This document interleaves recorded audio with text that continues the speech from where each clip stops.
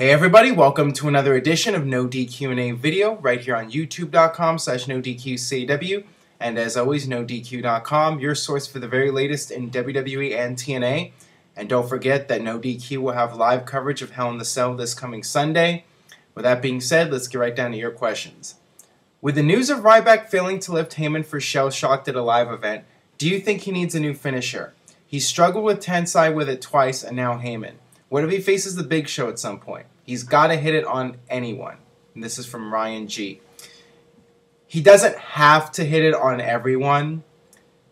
If he's in the ring with somebody like Big Show, I think it's something that they can easily work around. They don't have to have Ryback use Shell Shocked on Big Show. And quite frankly, I wouldn't even attempt it. I just think that that could be a disaster in the making. And as far as somebody like Paul Heyman goes, Paul Heyman is not a wrestler. And it also happened at a live event, so I don't think it's a big deal that the move was botched in that incident.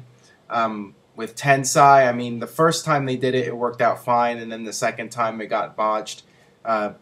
These things happen from time to time. Moves get botched, but I think that if Ryback's in there with a big guy like Big Show, that they should just do something different.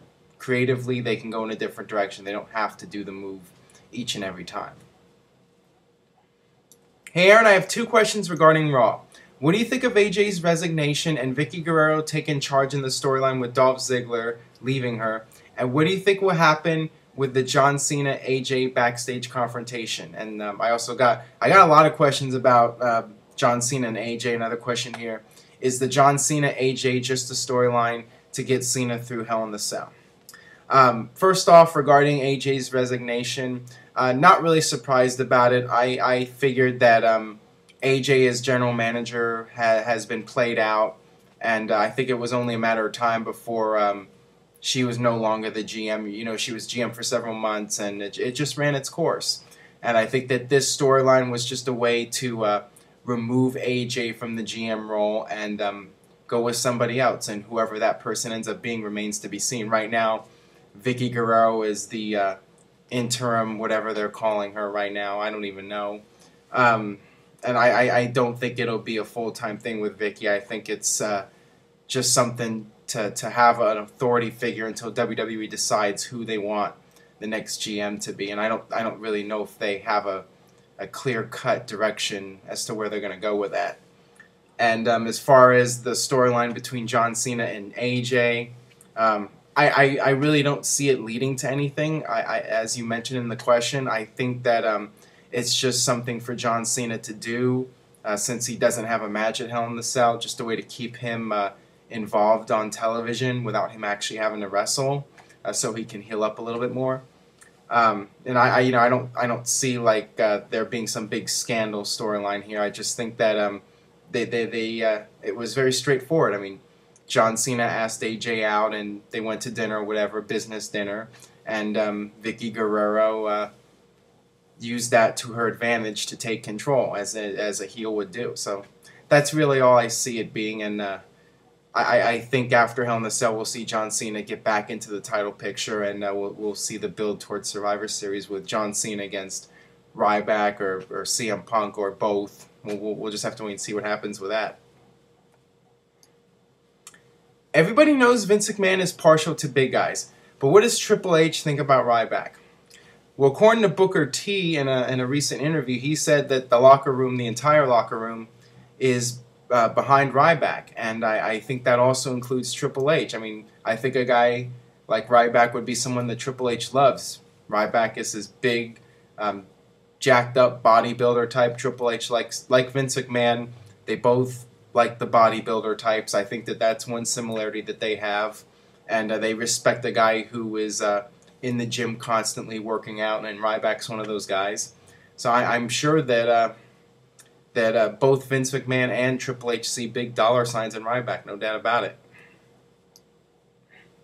Hey Aaron, where would you put Harlem Heat in the all-time greatest tag teams, and why? I think Harlem Heat was a great tag team in WCW. If it was strictly WCW, I would put them in the top 5 for sure. On an all-time list, not sure I would put them as high. I mean, certainly in a top 25, when you're looking at all organizations, I did do the top 25 tag teams in WWE history, and I didn't include Harlem Heat since they were a WCW team, but if it was considering all of wrestling, they would certainly be on that list. Maybe somewhere in the middle, like 15, somewhere around there, I think. I mean, they were a great tag team, but they were never in WWE on that stage.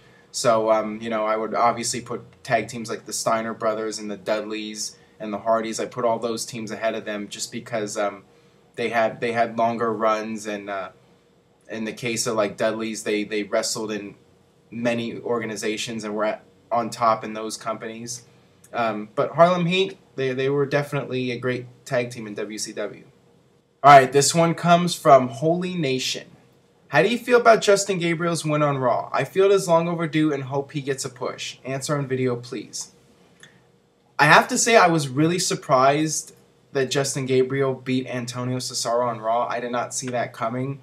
I figured that Cesaro would just get a quick squash win over Gabriel, but Gabriel pulled off the win, and it looks like that he'll be possibly in line for a title shot now. So I think it's a good thing. I think that Justin Gabriel has a lot of talent, and as you mentioned, it's overdue. He does deserve more of an opportunity. Will he actually win the title from Cesaro? That remains to be seen. That would surprise me if he actually won the title. I think it's just a feud for Cesaro at this point, somebody to feed to him. But we'll see. I'm just glad that Justin Gabriel is getting some sort of opportunity at this point. Hey Aaron, how's it going? Do you think the Lesnar Triple H match at SummerSlam flopped because of Lesnar being booked too much as a former UFC product rather than a WWE star? And do you think the success of his next WWE match would depend on how he's promoted?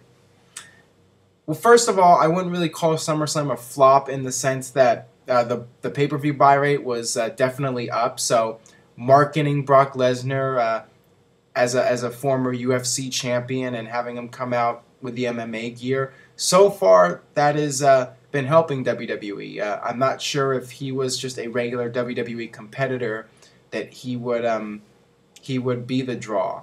I mean, it's people, you know, mixing WWE and UFC together. I think kind of intrigues some people that aren't your regular WWE viewers. But I mean, it did hurt the match a little bit at SummerSlam in terms of the crowd heat. I mentioned this before. You know, I was there at SummerSlam, and people were saying, "We want WWE, not UFC." This is what various people in the crowd were chanting and yelling at during the match, and there wasn't a whole lot of crowd heat for it. So I do think that there are some people that want to see Brock Lesnar, the old WWE Brock Lesnar with the old black trunks and the boots. But the fact is, he's coming off the UFC, and WWE can capitalize on that and try to, you know, add that sense of realism to WWE and that different dimension of Brock Lesnar. He's not just a sports entertainer, but he can also do the shoot fighting, and you never know what the guy's capable of. So I think they're going to continue to play up on the fact that he was a former UFC champion. I just don't see them giving up on that. Do you think Kofi Kingston will get his chance at a world title? He's a great performer, and he has a great bond with the crowd. I've been asked this several times about Kofi Kingston. I don't think so. I think he got his big push in late 2009 with Randy Orton, and I mean, they were fairly quick to give up on him, but he did get somewhat of an opportunity, and there's just other guys that they're pushing, and I think Kofi Kingston's one of those guys that is going to reach a certain level, and that's as far as he's going to get. And nothing against him. I mean, he's a great talent, but I just don't know if he's one of those guys. You know, he's not all that strong on the mic, and he's not a guy with the physique of somebody like Ryback. So I just don't think he's going to be one of those guys that reaches the very top in WWE. Just he's a great all-around performer, but you know, he's more of an underdog type character and not somebody that you're going to build the company around, I don't think. This is from B Cruise 16.